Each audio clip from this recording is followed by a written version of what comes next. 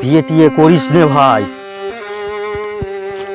বাঁচতে যদি চাস নিজেই রাঁধবি, নিজেই খাবি, ঘুরবি 12 মাস। 5 রকমের ভাজাভুজি, সোনামুগের ডাল, বাছাই করা মাছের মাথা, আর সঙ্গে ভাতে দুধেশ্বর চাল। কুচি পাঁঠার মাংস থাকে,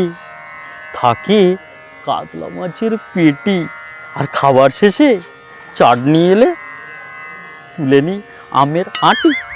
শ্বশুরবাড়ির আদর যত্ন